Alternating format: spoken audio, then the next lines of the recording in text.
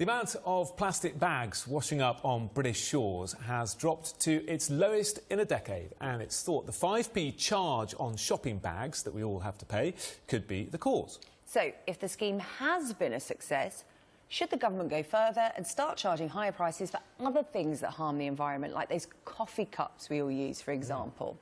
Well, joining us to debate this issue is Jane Bickerstaffe, the Director of environmental group INCPEN, and in our Westminster studio we have Andrew Pendleton from Friends of the Earth. Andrew, I'll come to you first, if I may. Are you seeing this as a victory? We're hearing that numbers of plastic bags on beaches have gone down by 50% since the introduction of this tax on plastic bags. Well, if it's a victory for the environment, and it's a victory for most of us as shoppers, because I don't think many of us have really noticed. We're only too happy to take our own bags, which is the aim here is not really to get people to pay 5p for a bag, it's to encourage people to take their own bag. I think most people are doing that willingly, and I think it's created a feel-good factor. So it's fantastic news to hear that the volunteers who've been combing the beaches are finding fewer plastic bags, which shows that actually we're right to feel good about this, because fewer of these bags are going into the environment, spoiling views and doing harm to wildlife.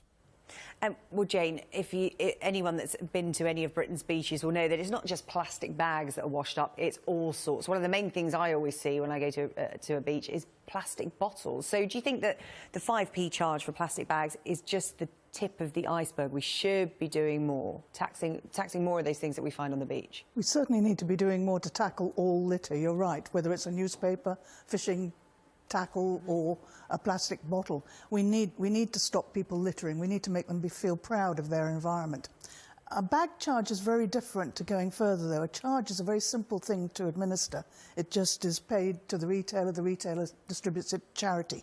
And I agree with Andrew. What we're trying to do is persuade people not to pay it at all, to take their own bags, and then they can avoid paying. To hit people in the pocket? No, because the charge is voluntary. You and I can take our own bags and we don't have to pay it. If you put a charge on something, then you're doing it across everybody, even if somebody's on a low income, they're going to have to pay it too. And that person may be very responsible with the way they treat their packaging. They might dispose of it properly, so it's not fair.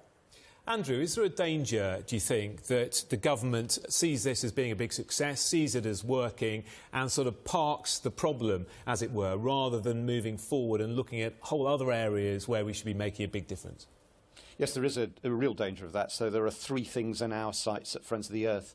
There are coffee cups, which you've already mentioned, plastic bottles, and then the over-packaging of things that we get through internet shopping. And we've already been in touch with the Department for Environment about the issue of coffee cups, of which only 1 in 400 is currently recycled.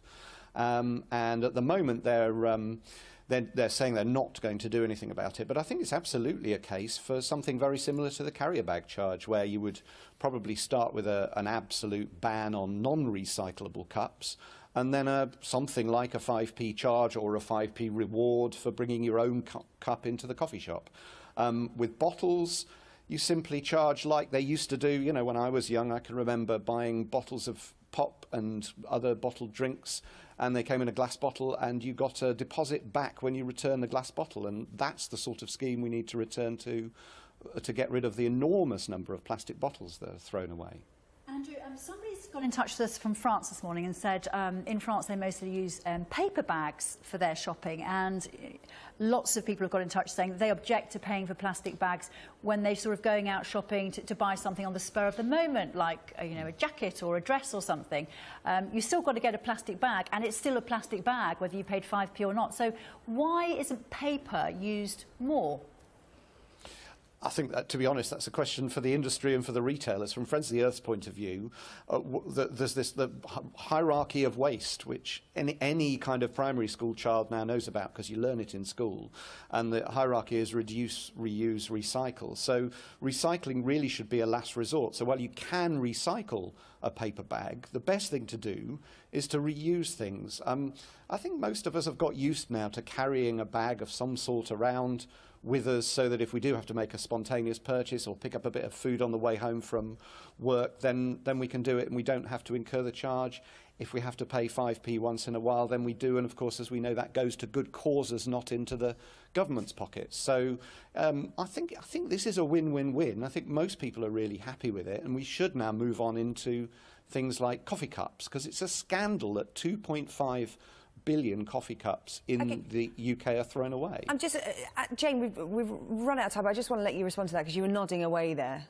Well, I think we need to keep the problems separate. I mean, let's recycle as much as we can, but that doesn't stop irresponsible people disposing of things on the street. We've got to tackle littering separately, and littering is persuading people to be proud of their environment and not litter anything, whatever it is. OK, so zero tolerance on litter. Jane, really good to talk to you. And Andrew Pendleton in our Westminster studio, thanks very much.